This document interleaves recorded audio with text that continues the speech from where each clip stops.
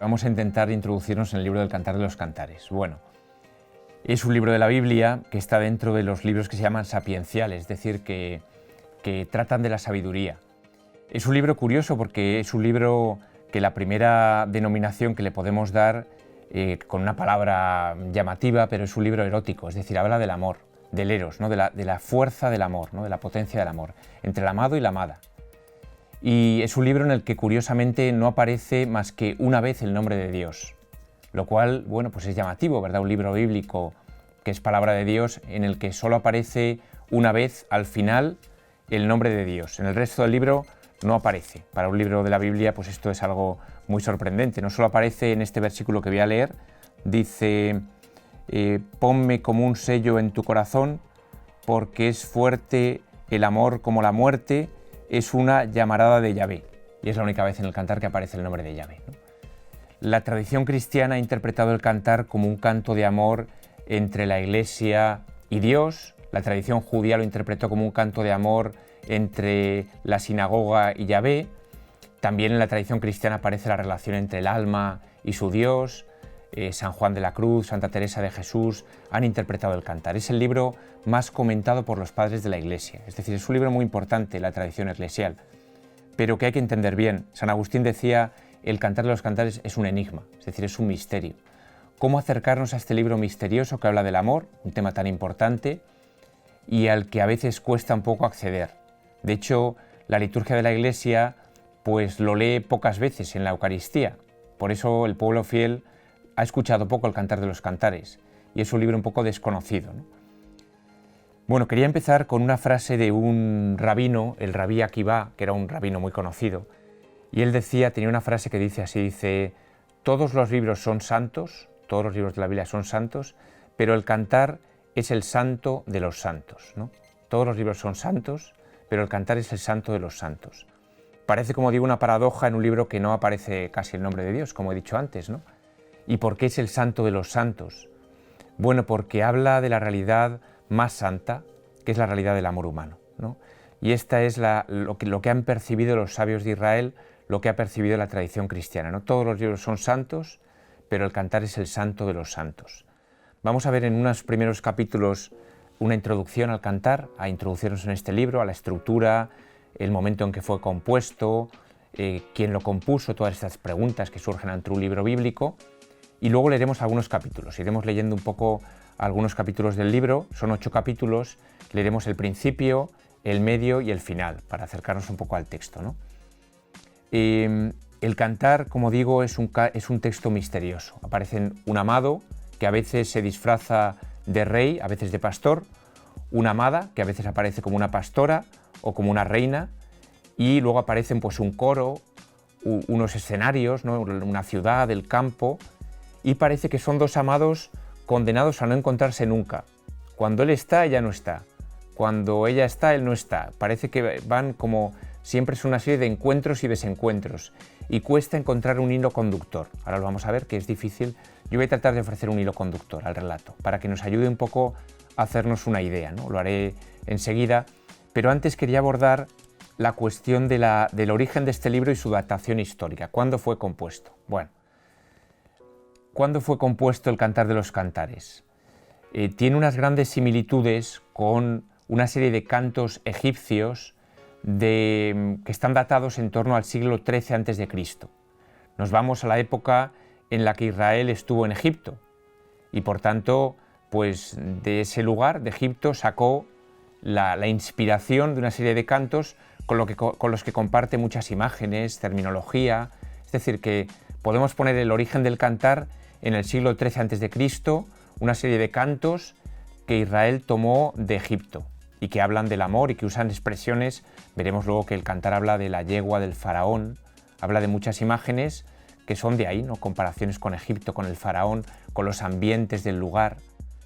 Sin embargo, la puesta por escrito, ¿cuándo se puso por escrito esta tradición que se transmitió durante mucho tiempo oralmente? La puesta por escrito es probablemente del siglo IV antes de Cristo, IV antes de Cristo. ¿Esto qué significa?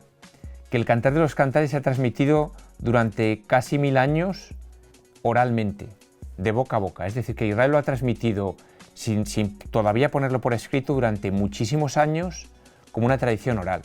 ¿Y por qué? ¿Por qué Israel transmitió de padres a hijos los cantos del cantar? ¿Y por qué fueron gestándose una tradición que sabemos que se ha dado así, oral, hasta una puesta por escrito, ya digo, en torno al siglo IV, V antes de Cristo? Bueno, yo la hipótesis que hago y que creo que es razonable es pensar que Israel ha visto desde siempre en estos cantos el amor por su Dios. Es decir, ha interpretado siempre estos cantos como cantos que hablaban del amor de Dios por su pueblo. Y por eso los ha transmitido siempre en esta tradición oral tan larga, ¿verdad? Durante tantos años, durante casi 1000 años o muchos años, ¿verdad? Para irse transmitiendo un texto de padres a hijos otra vez, de abuelos a nietos, ¿no? Durante tantos años han visto en estos cantos que había algo que hablaba no solo de cantos de amor, como que en los cantos de los Beatles, no lo sé, como cantos de amor, ¿verdad? No era solamente eso, porque eso no tendría ningún... Eran cantos religiosos para ellos. De hecho, cuando en el siglo I los judíos se reunieron en Yamnia, lo que parece, para decidir qué libros entraban en el canon, no tuvieron ninguna duda de que el cantar era un libro canónico, es decir, de que el cantar entraba en el conjunto de los libros sagrados. No tuvieron duda, estaban seguros, estaban ciertos de que era un libro canónico. Era un libro, como decían ellos, que manchaba las manos. Así llamaban a los libros que eran santos, porque después de utilizarlos había que purificarse, y antes de hacerlo decían que manchaban las manos, ¿no? Porque pues no tuvieron nunca duda de que el cantar era un libro canónico, era un libro sagrado, era un libro santo. Y la discusión que surgió entonces era, algunos rabinos decían, está claro que el cantar es un libro sagrado, pero la cuestión era cómo hay que leerlo, cómo hay que interpretarlo, porque esta era la cuestión que se hacían ellos, ¿no? Y claramente ellos asumían una lectura alegórica, simbólica, sapiencial. Es decir, que todo lo que aquí se refería al amor humano se podía referir al amor de Dios por su pueblo. En realidad, el amor es así. La realidad del amor es siempre trascendente, nos abre algo más allá. Con lo cual es normal que el cantar haya que leerlo siempre mirando a Dios, mirando hacia algo más allá de la realidad simplemente del amor erótico. O sea, el amor erótico está por su misma estructura abierto a Dios. Y esto es lo que nos dice el cantar. Bueno, por tanto, un libro sagrado, un libro transmitido en una tradición larga, oralmente, finalmente condensado por escrito, un libro claro que habla del amor de Dios por su pueblo a partir, y esto no hay que olvidarlo nunca, a partir de la experiencia real y carnal del amor. No abandona nunca esta experiencia real del amor. Y esto es muy importante, no es simplemente una alegoría sobre... No, parte de la experiencia real del amor del hombre y la mujer, y esto es muy importante. ¿Cuáles son los referentes del cantar en la literatura bíblica? ¿A qué tenemos que referirnos para entenderlo? Sobre todo a dos textos que vamos a tener siempre en la cabeza al comentar el cantar. Primero Génesis, los 3 primeros capítulos del Génesis, hay que tenerlos en la cabeza siempre para interpretar el cantar. Adán y Eva, el pecado original, la desnudez originaria, la soledad originaria de Adán, la búsqueda de una mujer que sea semejante a él, que sea como él. Todo esto hay que tenerlo en la cabeza para interpretar el cantar, ¿no? Esa búsqueda de Adán, ese encuentro con Eva, ese canto gozoso cuando encuentra a Eva y dice, esta sí que es carne de mi carne, hueso de mis huesos. Eso hay que tenerlo en la cabeza.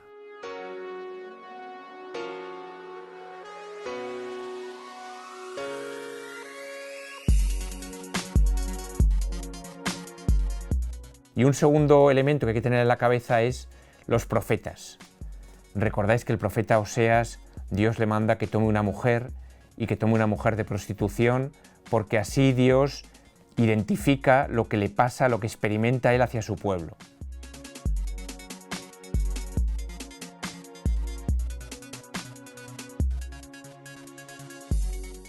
Los profetas usan la metáfora esponsal para hablar de la relación de Dios con su pueblo. Y esto hay que tenerlo también en la cabeza para interpretar el cantar. Es decir, la metáfora que usan los profetas de la alianza esponsal, de cómo Dios ha querido desposar a su pueblo como si fuera su mujer, ¿no?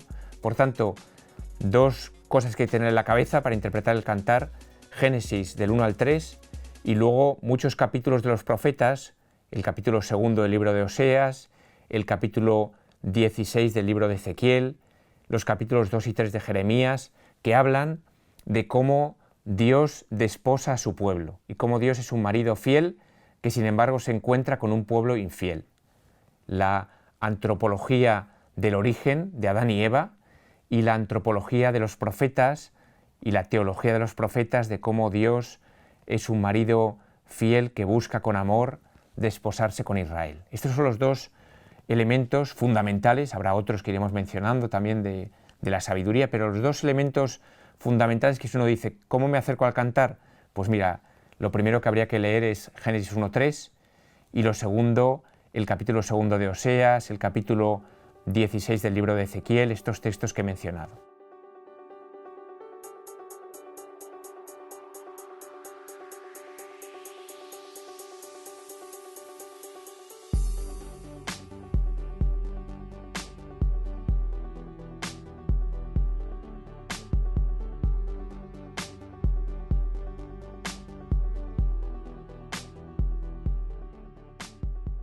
Con este bagaje un poco, pues ya nos podemos acercar a este libro.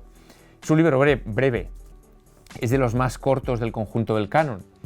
Y sin embargo, como decía antes, el libro más comentado por los padres de la Iglesia, que está de algún modo en el centro de la interpretación bíblica. Fijaos que la Biblia comienza con el amor humano, Génesis 1:3, y termina también con una imagen esponsal. El espíritu y la esposa dicen ven, el que lo oiga diga ven, ¿no? Que es el final del Apocalipsis. Es decir, desde las bodas de Adán y Eva hasta las bodas del Cordero con su iglesia, con la esposa, este gran marco esponsal, en el centro está el cantar, ¿no? Podemos verlo así, ¿no? Entre el origen de Génesis y la metáfora esponsal del origen hasta el final del Apocalipsis y esta gran metáfora esponsal de las bodas del Cordero, de la Jerusalén que baja adornada como una esposa, en el centro se encuentra el Cantar de los Cantares como una explicación del misterio nupcial. Entonces, al acceder al cantar, accedemos de algún modo al corazón de la Biblia, al misterio nupcial, al misterio de la alianza, con todo su carga, decía al principio, erótica, su carga de atracción potente, ¿verdad? La experiencia esponsal es la experiencia más poderosa de lo que es el amor, ¿verdad? Hablaré luego en la siguiente sesión un poco también de la encíclica del Papa Benedicto, con la que abrió su pontificado, Deus Caritas Est, en la que él menciona varias referencias al Cantar de los Cantares. De momento detenemos aquí esta primera grabación y continuaremos ya con la siguiente. Muchas gracias.